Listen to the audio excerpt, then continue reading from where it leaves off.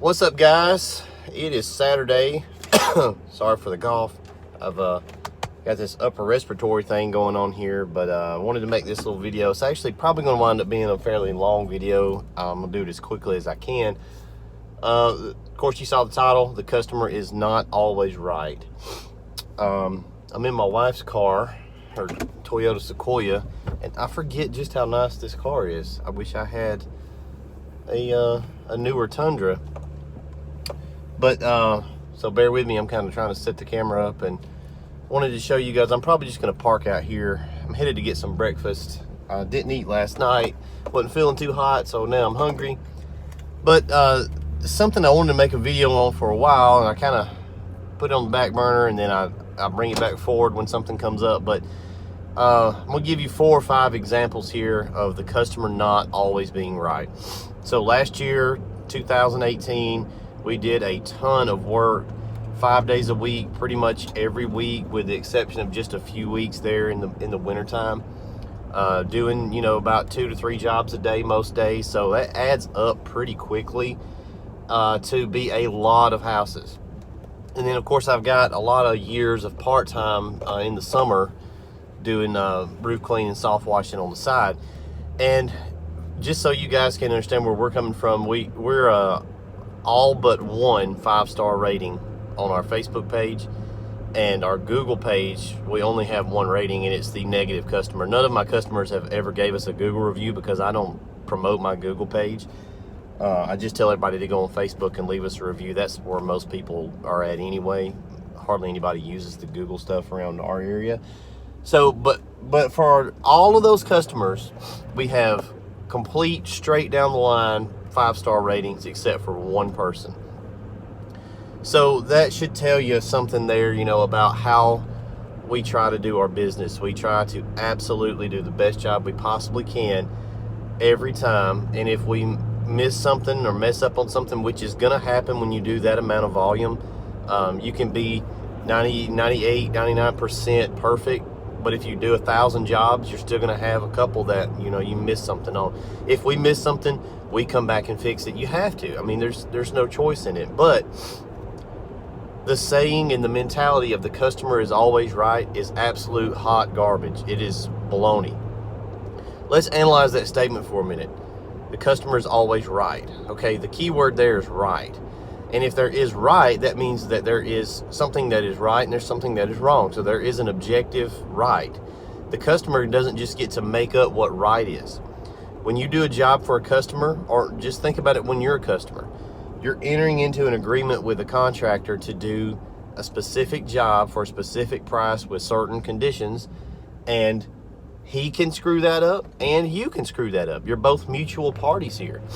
And most people are fine. Like I said, we do thousands of jobs, and we very rarely run into this. In fact, I've only got 4 or 5 stories out of a whole year of work, and a couple of those aren't really that bad. So you're looking at one, you know, maybe 2 or 3 customers that were pretty much just stupid, and they're not right. Now, there was a couple times where we missed something, we had to go back out and fix it.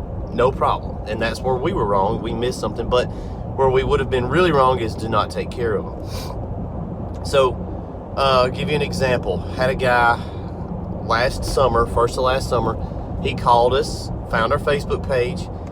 He's up in Carrollton, Georgia, in a really, really ritzy neighborhood, and wanted his roof cleaned. I said, okay, that's awesome. I've done some work in that neighborhood. I'm familiar with it. We've actually cleaned the entryways to the subdivision there. We do that every year. And he lives in that area, that subdivision. I said, just send me some photos of the roof. That's how we usually do our roof quotes, because I'm typically about 45 minutes away from all of our cities that we service.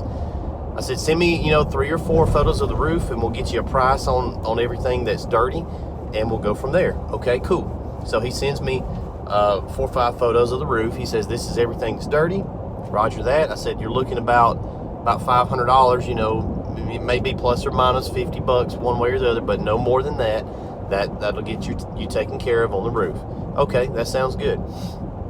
So we show up actually the next day. I say, hey, we got an opening tomorrow. We can come out. And this was when I had a 2-man crew besides myself.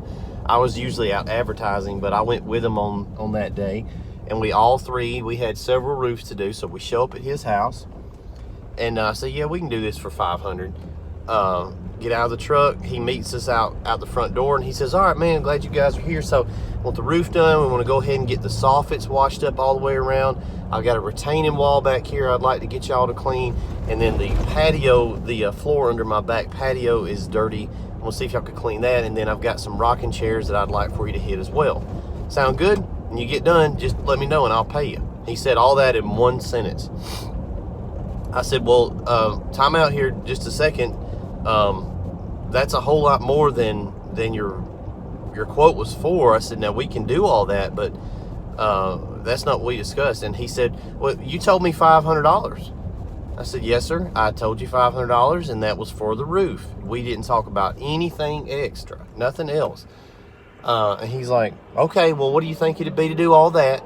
He kind of get a little attitude, and I said, well, let me take a look at all this stuff and get you a price. You know, we'll cut you a package deal while we're here, but you're adding on as much work as we're doing on the roof, that much more work. So I came back to him, gave him a price of, I think it was $800, which was not a bad deal at all. I'm talking about this is about $1 million property. So we can do all this. We can do the roof. We got 3 guys here. We can knock it out. It'd be $800. He said, all right, go ahead and do it. And after that, he was fine. We did all the work. He came out. We got to talking to him. He was a real estate developer. Dude had plenty of money, and he was totally fine. So that was one that was, you know, kind of stupid there for a minute, but I had to hold my ground and say, look, cuz, we ain't come out here to wash everything up under your refrigerator, clean inside of your dog's mouth out. A lot of times what these really, really, really well-off people do is, I found that my most difficult customers are super rich people and super poor people. The middle-class guys, they usually are normal. They get where you're coming from. And not all rich people and not all poor people. Lower income people are like that. But he was one of them dudes. So, you know, crisis averted, but I wasn't about to clean all that stuff for the same price. That makes no sense. I'm not doing that. That's crazy. So let's go to example number 2. We went from a really well-off guy. Let's go to a opposite end of the spectrum. Folks here in town, they live in about 110-year-old house that was built at the turn of the century when the cotton mill was built here in our town. That's no longer there. It's burned down. And all the homes around the mill are still there. And that whole neighborhood, it's about 10 square blocks or so, is just dilapidated. It looks like crap. Nobody keeps their property up. It looks like garbage. Well, they called us, wanted us to come out and wash their house. I know these folks. Their daughter goes to church with us. She's a teenager. She's friends with my daughter. But the house is probably worth $30,000. It's just, you show up and there's pieces of siding that have fell off. There's 2 or 3 different paint colors. There's a section where they tried to paint the vinyl siding. There's rotted facial boards. And I tell them, you know, okay, we can wash it, and it is dirty, but, you know, it's not going to look great. It's, oh, yeah, well, go ahead, and it's fine, go ahead, we want to get it cleaned up, we're trying to clean it up. Okay, give them a really good price. Again, trying to be, you know, understanding of their situation. They're good people, but they're just different. And okay, so we get done washing it, they give us a check, we go on. The next day I get a phone call. Hey, I just noticed there's a bunch of sections on my house that are, you know, they're just not looking like I want them to. Long story short, we wind up just going back over there and refunding them. The whole amount was a couple $100, and I said, look, listen, there's nothing I can do for your property. It's as clean as it can be. It's just in bad shape. There's nothing that, you know, washing it can only make it clean. That's when you have to tell them that you have a wand, a cleaning wand. Softwash wand is not a magic wand. So $200, a waste of a half, you know, couple hours or what, who cares? I don't even care. Trying to be nice. I don't want to, I could have held my ground and say, nope, I did exactly what I told you I was going to come do. Let me zoom in a little bit if I can. Nope, can't do it. But I didn't. I just let that one go. Got to pick your battles. So it just wasn't worth trying to work with their daughter at church and help her out, and she's going through some things, and their family trying to get them into church and invite them and stuff, and it's just not worth it in that particular situation. I'm trying to think what the other situation was. Oh, this one's a good one. So a lot of you guys know that we build and sell the Softwash skids. We started off building the little batch mini skids, and I'm not selling those anymore. It was just a single tank that you made a batch in, and you went, you know, it's like a Weekend Warrior setup. I was selling those for $1,500. I hardly made very much money off of them at all, but now we're selling the really nice dual and single blend systems. But one of our last customer for the batch system, and I told them, like, you guys are gonna be the last people I make these for, because I was gonna discontinue them. We sold 7 of those in total. The first 6, those guys are still working, operational. Nothing's went wrong with the systems. They used them. I talked to every one of them, and good to go. The last folks that bought one, they came up from Florida. They purchased the batch mix system, $1,500. It was a husband and wife team. They wanted a day of training, so that was $250. I cut them a little deal there. Instead of $250 each, I just did $250 for one. So they were at $1,750. And they got here that day. We had their skid. We were finishing up the skid, and they went out training with me while my guy was tinkering around getting the skid plumbed up and stuff. So after about 5 hours training, we did a couple of house washes. They decided that they didn't need a batch system. They really needed a blend system, because they were full-time. They weren't weekend warriors. They were 5 day a week, full-time in the cleaning business down in Florida. Good market. I was like, well, you know, I don't know what to tell you. This is what you bought and paid for. It was a 10-minute video on it explaining it. You didn't watch. First of all, they didn't watch the video to understand what they were buying. They were retarded. So he's like, hey, man, look, what can we do to get me a blendable system? I said, well, you're pretty much going to have to just add on to this when you get back home, because they were leaving the next morning to go back to Florida, and it was already like 4 in the afternoon. So, man, is there any way that we could make a blend system out of this while we're here? So, man, listen, the only thing I can do is I got an old little tank here I can use for a surfactant tank. It was out behind my shop. And so I can pull one of my water tanks off of my personal truck. And I had two of the Pro Mix-a-Lots on my truck. We only really use one now because it was just me and my guy instead of a 3-man crew. So I said, I can take one of them off and sell it to you. Take my tank off, one of my water tanks off, and I can just reorder that tank and stuff later on. But we can try it. So it's gonna be a scramble.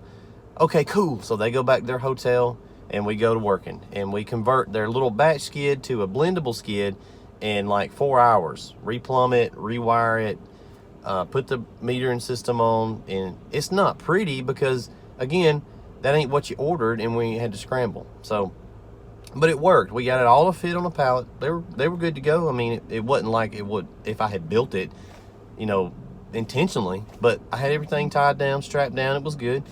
And called them, hey, we got you. You know, it's ready to roll. They come over. We help them load it up into their little van. Awesome, man. And I always tell the people that buy skids or do training with us, hey, you know, if you get out there in the field and you run into something, just give me a holler. I've always got my phone. Be glad to help you troubleshoot something. So they go off to conquer, right? Great and wonderful. That was the week before Christmas. Between that week and New Year's, they texted, emailed, and called me over 50 times. At one point, it was the holidays too, I finally just blocked their number because it was really silly stuff like, hey, what size hose clamps do I need to get? Because there was a couple places where we just didn't have enough hose clamps. Again, we were going from a batch to a blend system at nighttime, last minute. I used all the hose clamps I had, and I told them, I was like, you're gonna have to grab a couple of hose clamps and clamp these 2 ports on the Pro Mix-a-Lot, I believe it was, and one other spot. It's $3, right? Super easy. Okay, that's fine. Yeah, no biggie there. 5 minutes. Hey man, what size hose clamps do I need to get? It was just stuff like that. Like, dude, they're hose clamps. They're circles. Just go get some and put them on. He was just texting me all the time just to be texting me. All the time he called me like, hey, where do I find SH in my area? I told him when you were up here, you're going to have to Google vendors, industrial chemical, and call around and get you somebody that's going to... Basically, he wanted me to be his on-call tech support pretty much every day or every other day.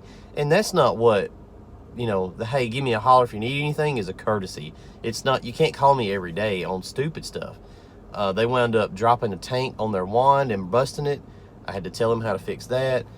So I finally was like, dude, you know, good luck, but our business is kind of done. I can't stay on the phone with you almost every day, like at least 4 times a week. I can't. He called and stuff more than all the other 6 that I'd sold combined in a year. And it was, like I said, silly stuff. So whether or not it's the right thing to do, I just was like, dude, I can't keep talking to you all the time. So they got pissed off because of that. They disassembled. They sent me an email or a text, I can't remember. They disassembled their whole unit and put it on a trailer because it was really tight fit in their van. Okay, nope, you know, do whatever you want to do. It's your stuff.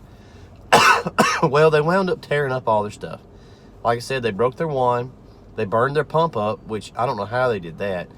I don't know if they didn't rinse it out like I told them to do or what. They may have, when he broke the wand, I'm not sure he ever fixed the wand. He may have just put another wand, a little skinny wand from like Tractor Supply, and those will burn those pumps up because the wand is restricting the pump and it's fighting it. I kind of think that's what he did. His wife emailed me and said, hey, you know, I know my husband asked a lot of stupid questions, but we really need your help. Like, well, don't be stupid. Like, I'm here to sell you a piece of equipment, and as a courtesy, I'll help you out a couple times if you run into something, but I'm not your business manager. Like, if you want me to be on call every day, you're going to have to cut me a check for my time. Like, I'm out here working. If everybody did what they did, I'd be just like this all the time. So they wound up tearing up their pump, tearing up their wand, after they told me in an email that they completely disassembled and reassembled their skid, and then they were mad at me because nothing was working right. Not my fault, you know. That's one reason I can't warranty these skids, is because I don't know what a guy's going to take and go and do to the thing.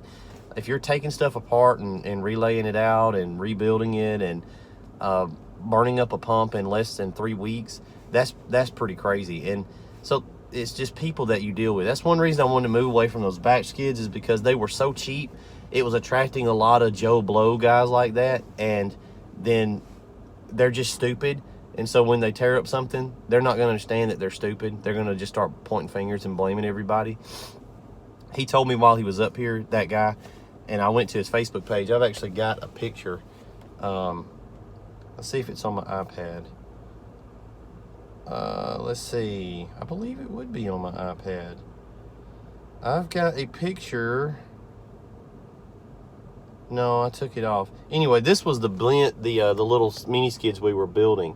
That's what they had, and they wanted to convert that to a batch skid, you know, within a couple of hours. But somewhere I've got a photo on my Facebook page of him up on a roof before they came to us. The way they were doing tile roof cleanings down in Florida was with a surface cleaner. I crap you not, he was cleaning roofs with a surface cleaner. If you go to my Facebook page, you'll see him up, a picture of him up there just going to town. You know, just a stupid dude. He doesn't have any business in this type of industry, but I didn't know that on the front end. You know, he just called and ordered a skid.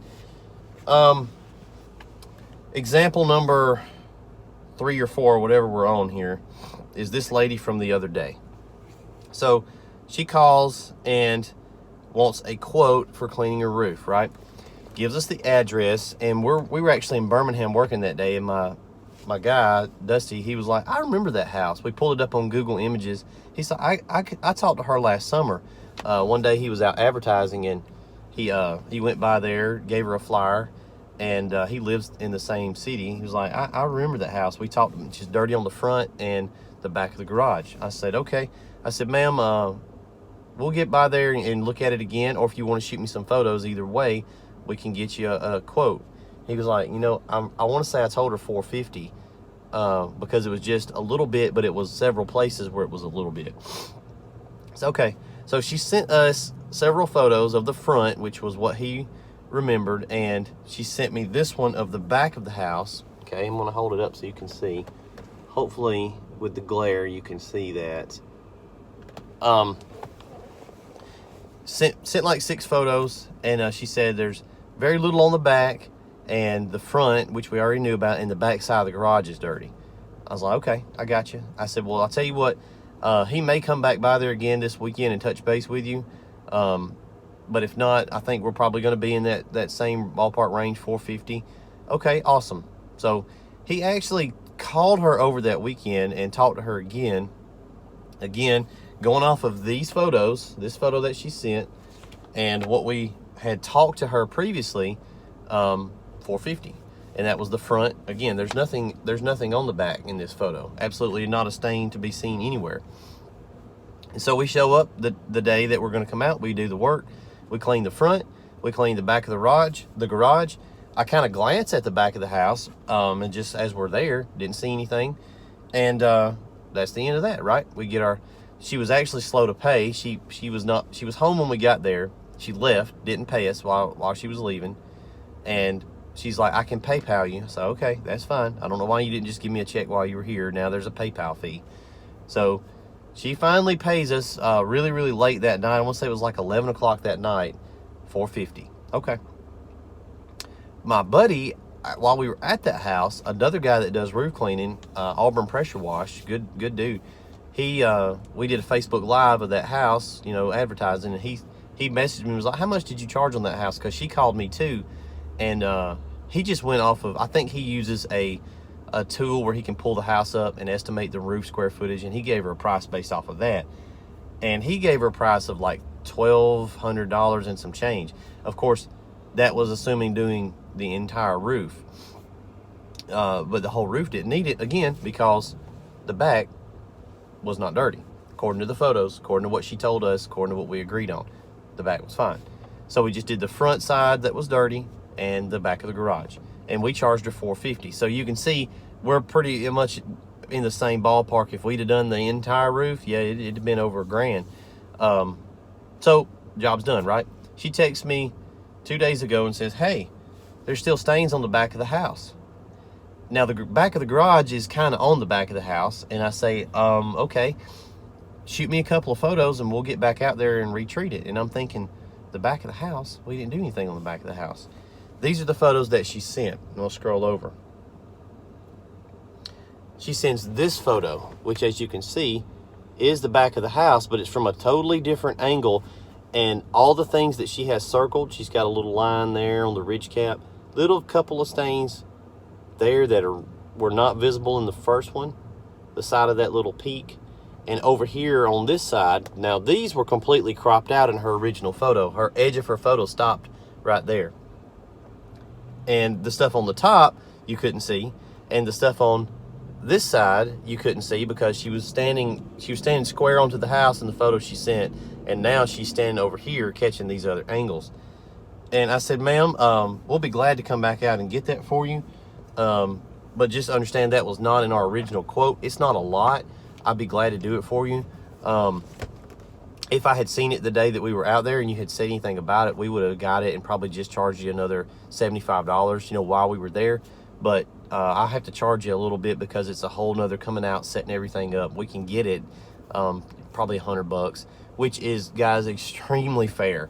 This would bring her total to $550 for a house that's worth about $800,000 to get her roof clean, which is half of what her other quote was, or less than half. And not my fault. Not my fault at all that you didn't send, photos. You didn't mention the back. You said there's very little bit on the back on the garage side. Okay, well, we know about the garage side. You send pictures that reflect nothing on the back. We come out and do the job. You don't say anything about the back. And now you're wanting us to come back out and clean sections.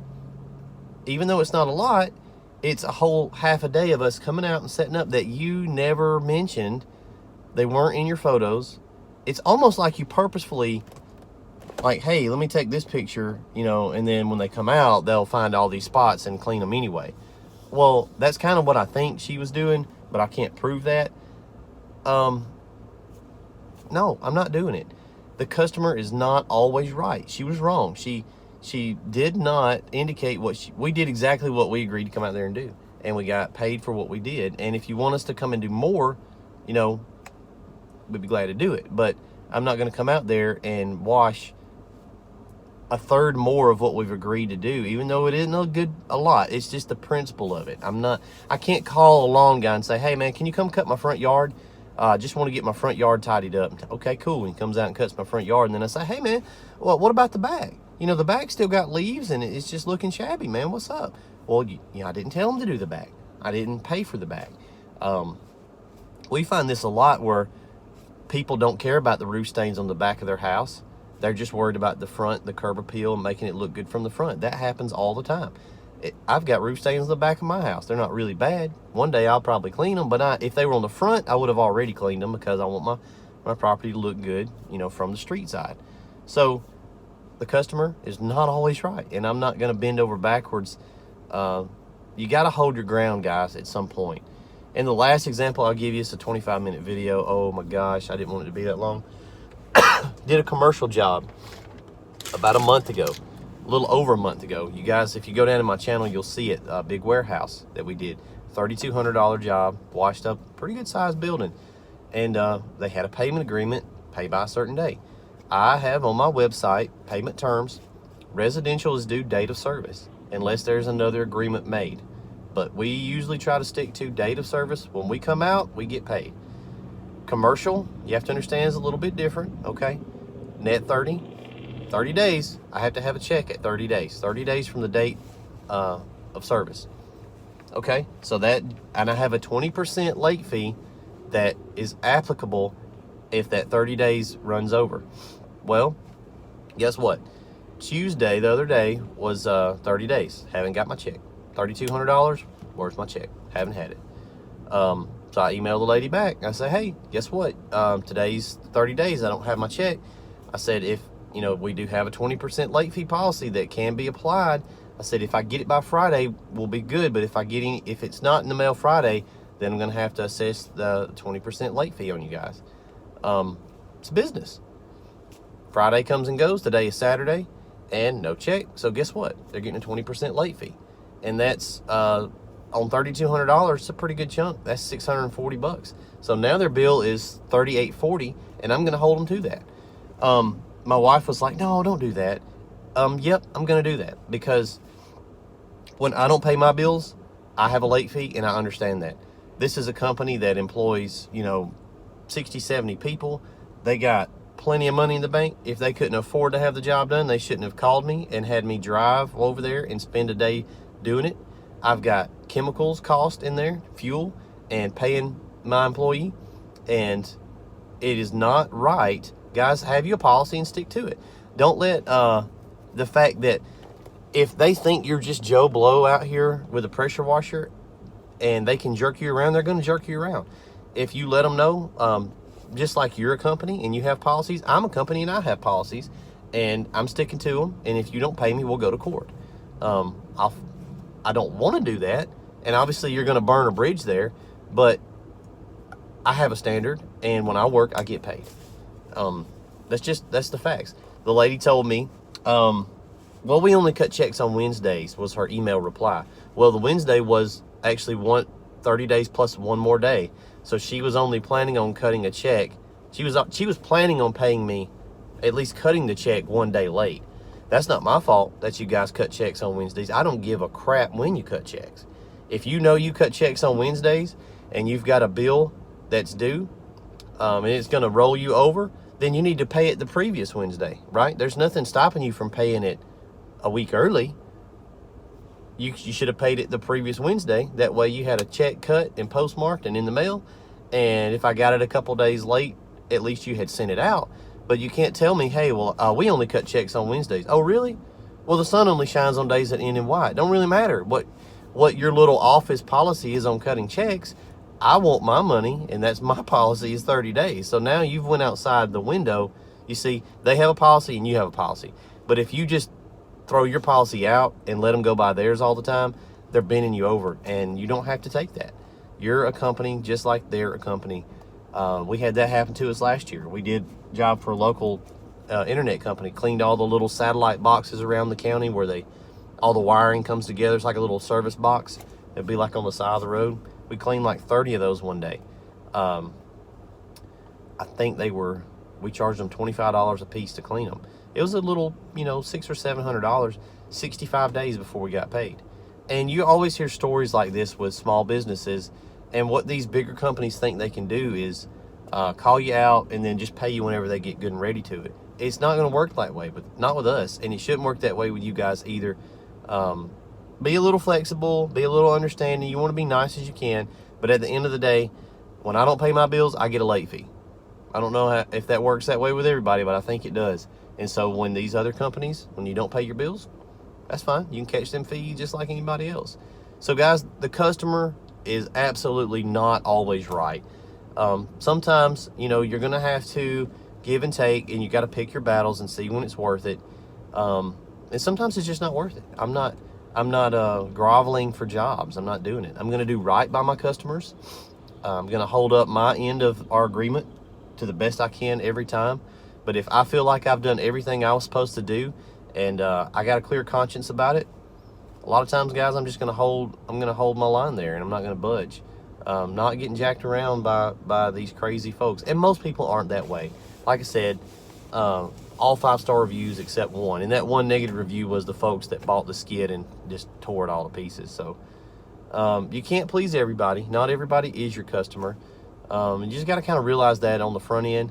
Don't let them keep you up at night, but stand your ground, do the right thing, stand your ground, and then let the chips fall where they may. And as long as you're doing an excellent job, you know, you're going to have 4.9 out of 5 stars, and anybody that goes to your page and sees that negative review is going to say, well, my God, these guys have got, look at all these positive reviews and this 1 or 2 negatives. And they're going to not worry about that. They're going to go with it. People understand. So anyway, that's the video, 30 minutes. I'll let you guys go and get some breakfast. Hope you guys are having a good start to the spring, and we'll check in with you later. Thanks.